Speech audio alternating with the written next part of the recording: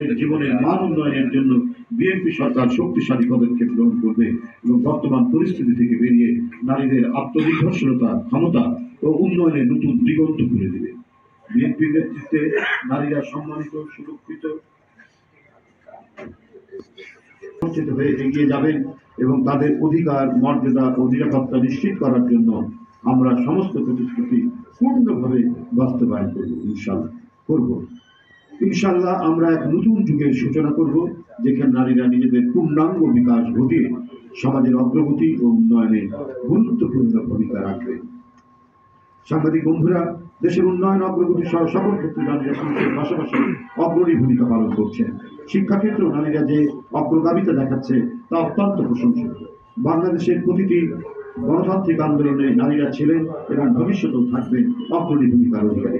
Fascist Sheikh Hasina সরকারের বিরুদ্ধে 16 বছরের দুর্বার আন্দোলনে বিএনপি এবং সকল গণতান্ত্রিক রাজনৈতিক দলের নারী নেতাকর্মী সমর্থকদের ছিল অনন্য অদম্য ভূমিকা। জুলাই গণ অভ্যুত্থানেও আমরা দেখেছি স্কুল, কলেজ, বিশ্ববিদ্যালয়ের শিক্ষার্থীদের সঙ্গে দেশের মা বোনেরাও রাজপথে নেমে এসে তীব্র প্রতিরোধ গড়ে তুলেছে।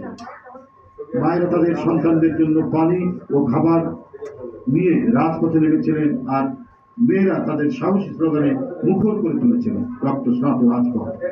নারী জাগরণের অগ্রদূত বেগম রোকেয়া, ব্রিটিশ বিরোধী আন্দোলনের বীর প্রীতিলতা ওয়াদ্দেদার ও মহান মুক্তিযুদ্ধে কাকন বিবি ও তারামন বিবি সহ সকল গণতান্ত্রিক ও ন্যায়সঙ্গত আন্দোলন শহীদ ও ত্যাগী সকল সংগ্রামী নারীদের প্রতি আমরা গভীর শ্রদ্ধা নিবেদন করছি।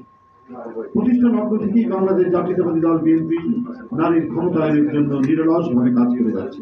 তাই আন্তর্জাতিক নারী দিবসে বিএনপি দৃঢ়ভাবে বিশ্বাস করে অতীতের মতো ভবিষ্যতেও দেশের নারীরা সকল সামাজিক, রাজনৈতিক এবং অর্থনৈতিক সংগ্রামে অগ্রণী ভূমিকা পালন করবে।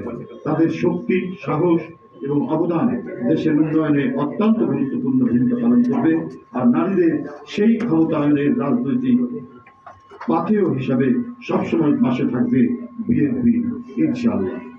আপনাদের সকলকে ধন্যবাদ।